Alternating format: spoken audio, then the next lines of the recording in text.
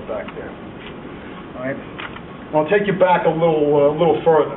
Not so long ago, the issue came up about the emergency accesses into Hamiltonian Park. For 60 years, no one gave a rat's rear end about the emergency accesses into Hamiltonian Park. Then out of the blue, this became a priority issue too.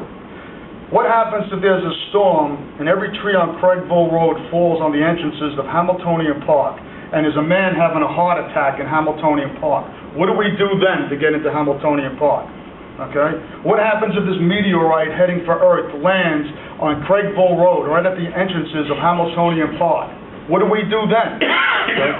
Well, you know, it sounds kind of funny, you know, but these doomsday scenarios were not too far from the truth of what we were told. But when you take a closer look here, it seems that there's another developer back there. When you start putting these things together, the equation coming up is developer plus bridle path equals road. Look, what I'm trying to do here is just open the eyes of the town board, you know, to what we have been witness to and exposed to. These things I've said are not accurate. There's a pretty disingenuous thing going on as far as the concern of Hamiltonian Park from this planning board. And this planning board is driven by an agenda. And what I'm asking here is that this town board,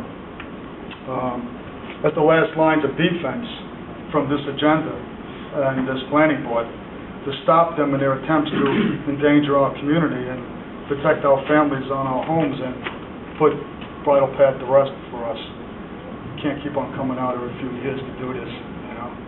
But you know what, like I said, I know and everybody else knows how you guys stand, you know, and I know bridle path is going to be coming up, you know, and it's going to be a decision made on it, you know, and we know you're in our corner. We just want this to go the right way because, you know, I mean, you know, want you guys there, but might not be there forever, you know, and we don't know what will happen, you know, down the road. So we're just concerned about being protected. What happens with bridle path now?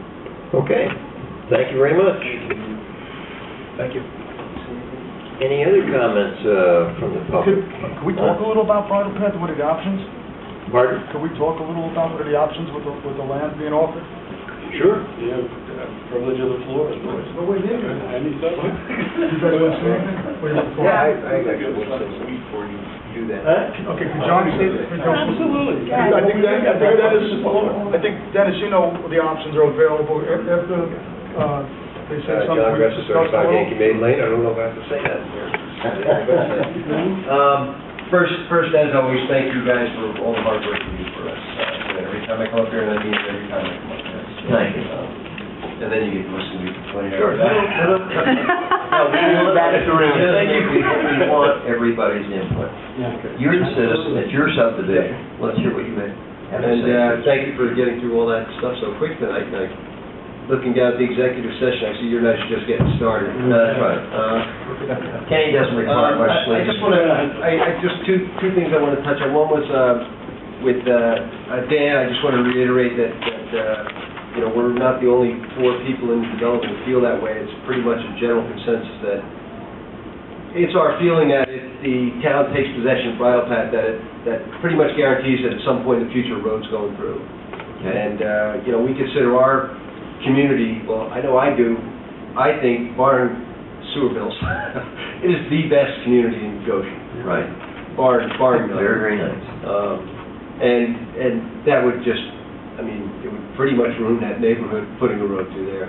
Right. So we're just asking as a group, and hopefully I'm speaking for most of the people in our community, you know, that as a gesture, I don't know, a gesture of goodwill to all our residents who are going through some tough times with their water and sewer bills right now, that you decline to offer bridle path. Okay. And the other thing I wanted to touch on real quick was about last night's meeting, where I had spoken and you had said that the infiltration was 70%. Right. And Lou had said that it was 8 million. Numbers, I didn't say no percent. You said 8 million gallons. 8.5 million. 8.5 million water. 27 and change. I know. Right, 27 million. And the reason that I, you know, and I said, well, that's not 70%, that's 220%.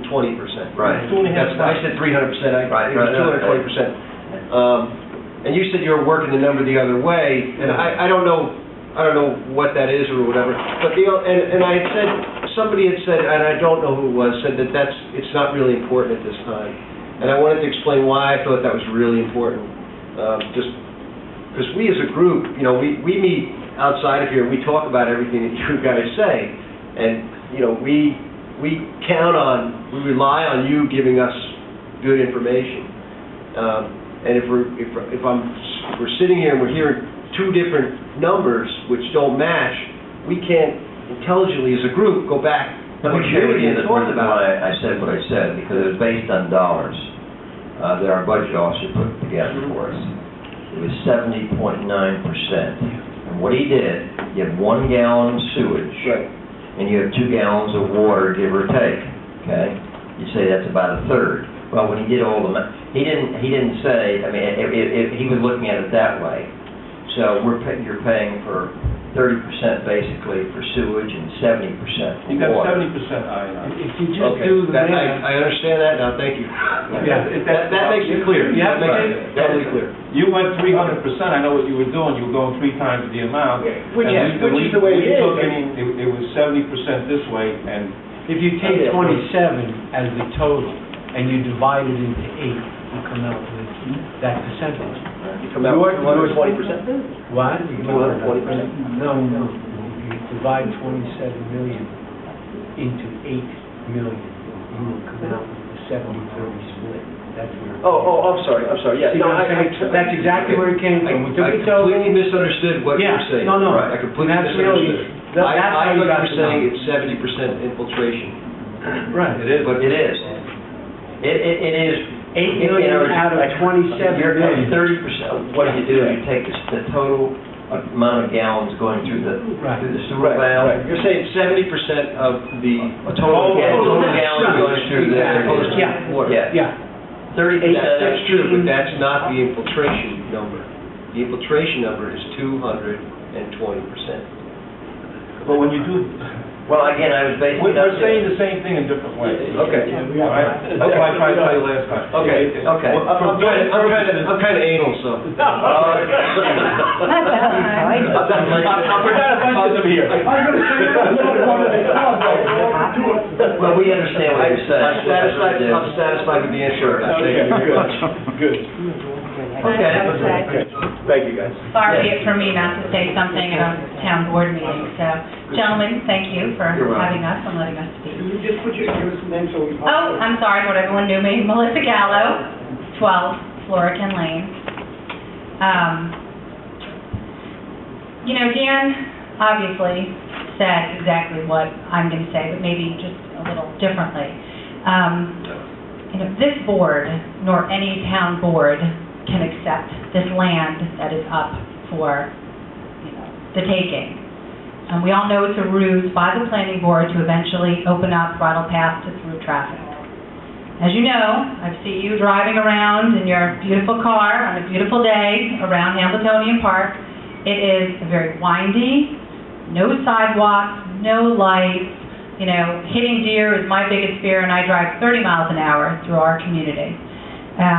It was never designed for through traffic, and no one in Hambletonian Park wants this road. The only folks that want a road don't live there and don't really care if our quality of life is compromised.